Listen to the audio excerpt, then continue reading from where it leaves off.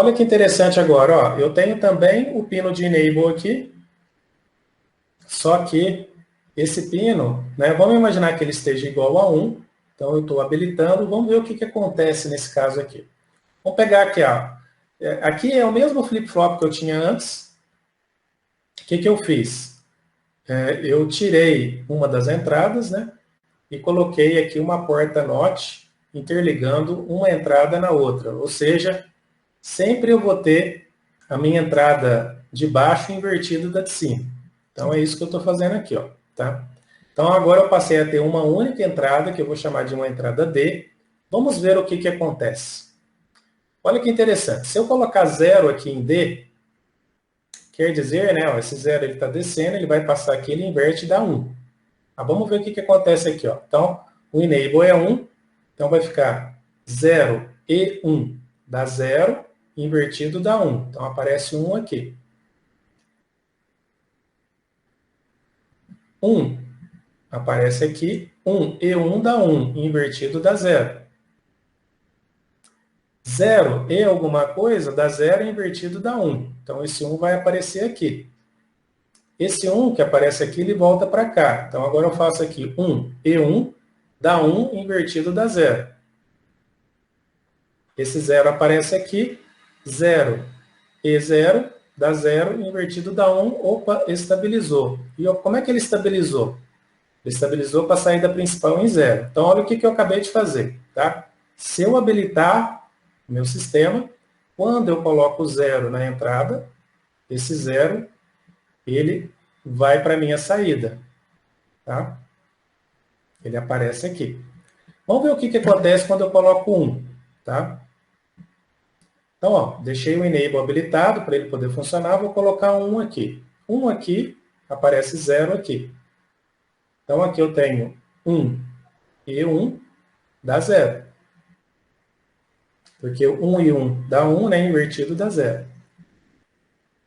1 e 0 dá 0, invertido dá 1. Bom, 0, nem preciso olhar o que está aqui, vai dar 0 na end, invertido dá 1. 1 e 1 dá 1, invertido dá 0. 0 e 0 dá 0, invertido dá 1, e aí eu cheguei numa estabilidade. Então, quando eu coloquei 1 aqui, esse 1 veio para cá. Olha que interessante. Então, se eu coloquei 1 aqui, ele apareceu aqui. Então, olha que joia, o que eu posso fazer, pessoal. Aqui, realmente, é a primeira célula de memória que eu consigo guardar. Por quê? Olha o que eu posso fazer. Vamos imaginar que eu queira armazenar o dado 0, um bit só, 0. O que eu preciso fazer? Eu preciso colocar o 0 aqui, né? O meu enable, ele estava em 0, em nível lógico 0, então ele não mexe em nada. Na hora que eu colocar o enable em 1, esse 0 passa para cá, ou seja, eu escrevi, né, na minha memória, eu guardei esse dado, e aí eu quero que ele fique aí para sempre. Eu volto o enable para 0. Pronto, guardei um dado 0 na minha memória. Putz, mas eu não quero guardar o 0, quero guardar o 1. Quero escrever por cima desse 0 aqui, eu quero modificar. É simples, né? O que eu preciso fazer? Primeira coisa, eu coloco o dado que eu quero modificar, então eu vou colocar um 1 aqui. Agora eu vou colocar o enable novamente em 1.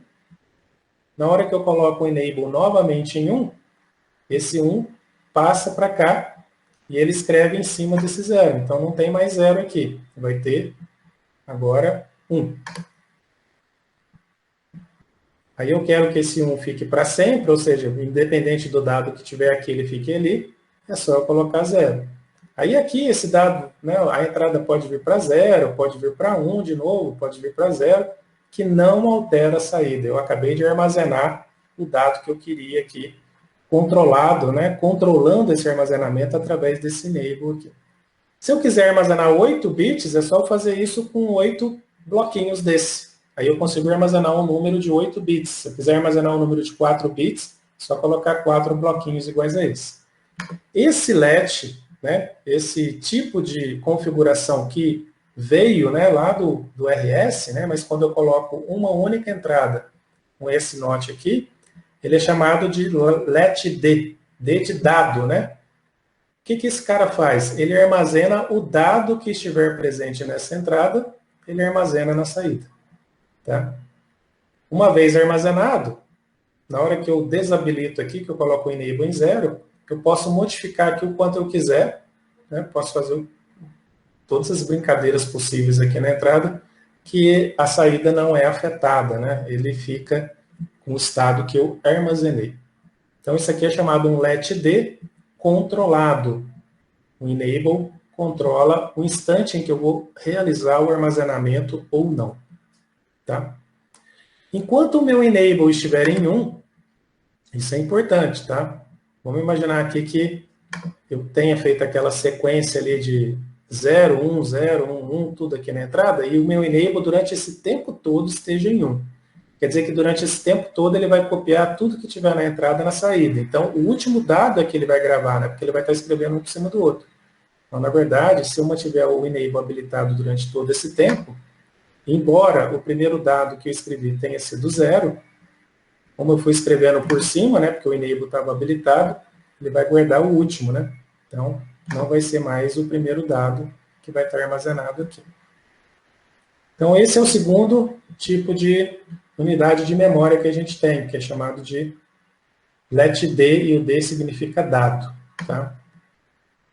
Obviamente, vocês estão vendo que existe esse inconveniente aqui. Né? Então, se eu deixar esse 1, o enable, com um nível lógico alto por muito tempo, quer dizer que ele não vai armazenar um dado, né? Ele vai armazenar o último. Né? Então, se tiver muitas mudanças aqui, ele só pega o último.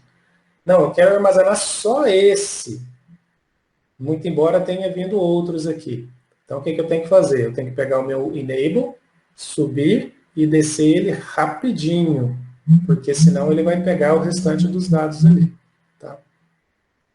Então, é assim que funciona um LET-D controlado.